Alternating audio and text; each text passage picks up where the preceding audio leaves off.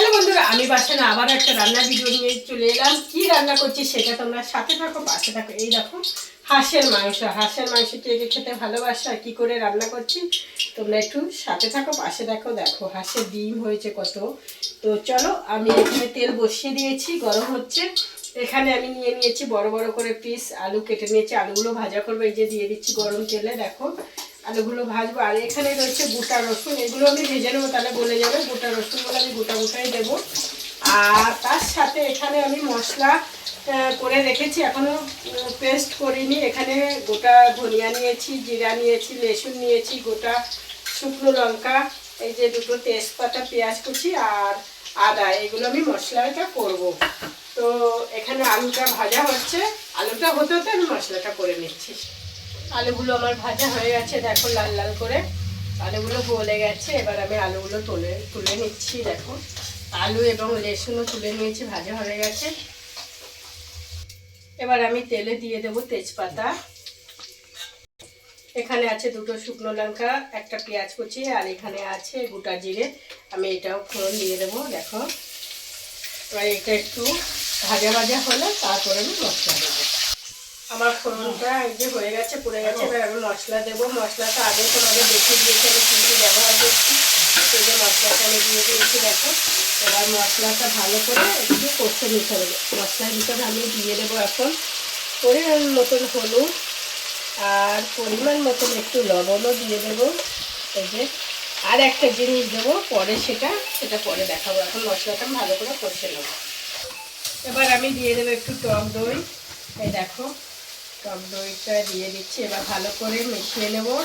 আর সঙ্গে দিয়ে দেবো একটুখানি, আমি দিয়ে দেবো আজকে একটু ঘি।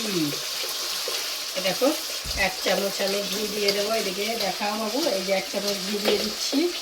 এবার ভালো করে এটা নাড়িয়ে চাড়িয়ে এবার আমি দিয়ে দেবো এই যে পরিষ্কার করে রাখা হাঁসের মাংস। কে কে পছন্দ করো আমার মতন হাঁসের মাংস খেতে অবশ্যই জানাবে, আমার কিন্তু খুবই ভালো লাগে। এবার আমি ভালো করে নাড়িয়ে দেবো। দেখো ভালো করে নাড়িয়ে চাড়িয়ে কষে নিতে হবে মাংসটা। পরিমাণ মতো আর একটু হলুদ দিতে হবে আমার। এই যে হলুদটা আমি দিয়ে দিচ্ছি, আর একটু লবণ দিতে হবে। তখন অল্প করে লবণ দিয়েছি, এই যে আর একটু লবণ দিয়ে এবার কী করবো বলো তো, ভালো করে নাড়িয়ে চাড়িয়ে হাঁসের মাংস তো একটু কষে নিতে হবে। তারপরে আমি কুকারে দিয়ে দেবো, তাহলে মাংসটা ভালো গলে যাবে। আমি আগে কড়াইয়ে কষে নেবো, তারপরে কুকারে দিয়ে দেবো। তো তোমরা সাথে থাকো, পাশে থাকো। এই যে মাংসটা আমার কষা হয়ে গেছে। এবার আমি এই যে ভেজে রাখা রসুন, এই যে আর আলু আমি দিয়ে দেবো। দেখো এবার ভালো করে নাড়িয়ে চাড়িয়ে আর একটু কষে আমি কুকারে দিয়ে দেবো। এবার এই যে মাংসটা আমার কষা হয়ে গেছে, এবার আমি কুকারে দিয়ে দেবো, তাহলে না মাংসটা তাড়াতাড়ি গলে যাবে। কড়াইয়ে খুব দেরি হবে, কড়াইয়ে কষে আমি কুকারে সিটি দিয়ে নামিয়ে দেবো। এবার আমি এই যে কুকারে বসিয়ে দিয়েছি মাংসটা। এবার এই যে গরম জলটা আমি দিয়ে দেবো কড়াই দিয়ে, মশলাওয়ালা।